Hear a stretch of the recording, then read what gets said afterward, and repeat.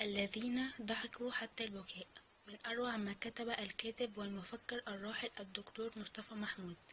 الكتاب عبارة عن قصص قصيرة يصور لنا الكاتب فيها حقيقة الحياة والدنيا والصراع الأبدي بين الخير والشر، وكيف أن العناية الإلهية تحيط بنا، وأن العدل الإلهي موجود دائما، وأن الجزاء يكون من جنس العمل. الكتاب شيق جدا ويضع قصص قصيرة، وهي: قتيل بدون قاتل، أعمال صالحة جدا، نهاية الشبح، حكاية مدير بنك، مات وهو يضحك، حكاية طفل الأنابيب، والثالثة. يصور لنا الكاتب في هذه المجموعة القصصية دروسا وعبرا من الحياة لأناس ضحكوا كثيرا وعاش حياتهم بطولها وعرضها حتى انتهى بهم الأمر إلى البكاء. القصة الأولى: قتيل بدون قاتل. هذه القصة بالفعل تستحق هذا المسمى. هي حكاية 4 أشقاء، وهم منصور وفتحي وسيد وإبراهيم، وقتيل القصة هو منصور. قتل بالسم، ويحتار مفتش المباحث من هو القاتل: هل كوثر زوجة منصور، أم والدتها سعدات، أم أي أحد من أخوانه، أم مراد الصيدلي الذي كان يحب كوثر؟ وتتوالى الأحداث والشكوك من هو القاتل، ويتضح في النهاية بعد التحقيقات أن الجريمة ليست جريمة عمد، بل إنها جريمة لا وعي، ولا تخص القضاء، بل تخص الله الذي يحاكم الإنسان بالنوايا قبل الأفعال. حقا إنها جريمة أغرب من الخيال. القصة الثانية: أعمال صالحة جدا. هذا اسم القصة، ولكن يجب أن يكون اسمها أعمال فاسدة جدا. يحكى أن تاجر لبناني ثري جدا أصبحت زوجته دينا البالغة من العمر 19 عاما المريضة بسرطان في المخ، وقد نزل على زوجها الخبر كالصاعقة، وطلب كونسلته من الأطباء من جميع أنحاء العالم، ولم يفيد بشيء، ولكن الدكتور البرازيلي تمكن من إبقائها حية، ولكن كتمثال فقط. وكان زوجها قد مل من ذلك، وطلب من الدكتور نهاية له، ولكن خيانة المهنة جعلت الدكتور يبيع بعض أعضاء دينا لمرضى في بلاد كثيرة، ولم يعلم بأن الله أقوى من أي شيء، وقد انفجرت به الطائرة وهو في طريقه لبيع الأعضاء. نهاية الشبح، والمقصود نهاية الطاغية المليونير الذي جمع أولاده ال4 ليخبرهم بوصيته قبل وفاته، وثروته التي أجمعها من التهريب والقتل والنصب والمعاملات الغير مشروعة، ولكن وصيته لم يرضى عنها أولاده إلا ابنه الأكبر الذي وافقه على وصيته. والوصية هي أن كل ثروته تقام بها مدارس وجوامع وملاجئ ودار أيتام، ويترك 1,000,000 فقط لأولاده.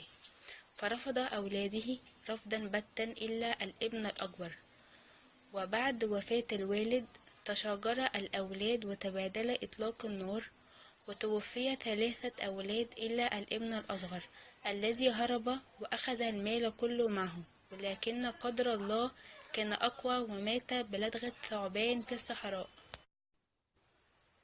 القصة الرابعة: حكاية مدير بنك. تبدأ القصة في السجن، حيث يتذكر مدير البنك قصة حياته التي يملأها الطمع وحب الذات وجمع الأموال بطرق غير مشروعة، وكان متفوقا دائما في دراسته، وأصبح مديرا لبنك في سن صغير، وللأسف كان يقوم بسرقات وجرائم، لكن في ضميره كل الناس أغبياء ولا يستحقون العيش في ثراء. فلسفة عاش بها طول عمره، ونهاية رحلته المشوهة بالأكاذيب والنصب كان مصيره السجن المشدد، ولكن كل ما يتمناه هو العفو والمغفرة من الله. قبر الإسكندر. بطل قصتنا هو ناجي بغدادي، مهندس آثار بالإسكندرية، ويسكن في الدور الأرضي من بيت قديم قرب المسرح الروماني. بطلنا كان يراوده حلم يتكرر كل ليلة. هذا الحلم يرى فيه الإسكندر وهو يحادثه ويقول له باليونانية أن يحفر تحت سريره لإيجاد قبره. فشمر ساعديه ونزل بالفأس على الأرض هو وصاحبه الدكتور بكر. وبعد اليوم 21 من الحفر انهار التراب فجأة وسقط الفأس وظهر السرداب، فتدلى ناجي بحبل ونزل إلى الأسفل ومعه صديقه، فكانت المفاجأة. فقد اكتشف مدينة كاملة تحت الأرض، وبعد البحث الطويل بداخلها اكتشف وجود تشكيل عصابي أجنبي يتخذ هذه المدينة مقرا ومخبأ له، فهرب من أقرب مخرج وأبلغ الشرطة وتم القبض عليهم جميعا. وهكذا طهر ناجي وصاحبه مقبرة الإسكندر الأكبر. مات وهو يضحك. بطل قصتنا يدعى صبحي، وهو صيدلي من الأرياف، لا زوجة لديه ولا أولاد، وحيد ويعاني من روماتيزم مزمن وسكر وضغط دم مرتفع وتصلب شرايين ونزيف متكرر بالعين اليسرى. يوم عيد ميلاده 56 هو اليوم الذي اكتشف فيه وجود ورم بالمخ، وأن أيامه الباقية أصبحت معدودة. وفي طريقه إلى المنزل كان يستعرض أيام طفولته وأيام صباه، كما تذكر أيضا يوم مقتل أبيه برصاصة غادرة من الخلف أطلقها عمه بسبب نزاع على الأرض. وتوقفت حياته منذ ذلك الحين، وتجمد كل شيء في داخله. ومرت السنين وارتفع شأن أعمامه حتى أصبحوا من سادة البلد. وفي يوم أتى عمه وهديا إلى القرية لافتتاح مشروع ضخم، فقرر صبحي في هذا اليوم أن ينتقم لأبيه. ففي لحظة خاطفة أخرج صبحي الطبنجة من جيبه وأفرغها في قلبه، فانطلقت 10 رصاصات من الحرس لتصل إلى صدر صبحي، ولكن بعد فوات الأوان، فقد كان قد بدأ أن يموت موتة طبيعية بسبب نزيف التورم المخي. لهذا السبب مات وهو يضحك. حكاية طفل أنابيب. رغم أن إجراء التجارب على الأجنة البشرية أمر محظور، إلا أن توفير الرقاب على كل أنبوبة اختبار أمر مستحيل، فلم يبقى إلا ترك الأمر لضمير الباحث. وصاحبنا الدكتور ناجي كان ضميره مستريحا جدا، وهو يقوم بتشريح بويضة زوجته المخصبة ليفصل منها بعض الجينات وليضيف جينات أخرى، مما سوف يؤدي في نظره إلى ميلاد جنين متفوق وقادر على تغيير العالم. وجاءت الليلة الخاصة التي وفق فيها الدكتور في تركيب الجنين المثالي، حتى جاءت الخطورة الأخيرة، وهي أن يزرع هذا الجنين في أنبوبة، ثم يحقنه في رحم زوجته، ثم ينتظر 9 أشهر ليعلن ميلاد سوبرمان. ومرت الشهور وفضوله يزداد شهرا بعد شهر حتى جاء الميقات المعلوم. كان كل شيء يقول أن الولادة طبيعية، حتى نزل الجنين بدون صرخة، نزل في صمت مريب.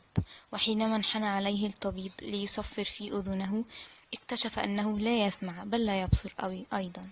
ونزلت هذه الكوارث على الأب كالصاعقة، فقرر أن يحلل لدم الجنين، وفوجئ بأن المولود لم يكن الجنين الذي قام بزراعته، وبالتالي لم يكن صناعة أبيه.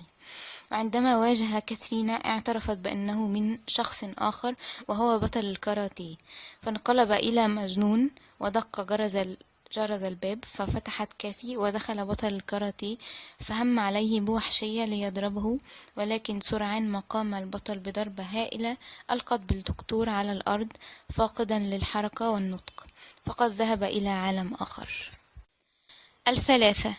الثلاثة: الزوج والزوجة والعشيق. الزوجة وهي ماتيلدا الجميلة المشغولة بجمالها طول الوقت، كلمات الغزل روحها، ونظرة الافتتان من الرجال، وشهقات الغيرة من النساء حياتها، فهي ترى نفسها محور الكون. الزوج وهو الزوج الطيب الودود والسخي الذي يعشق زوجته ويحقق لها كل ما تريد.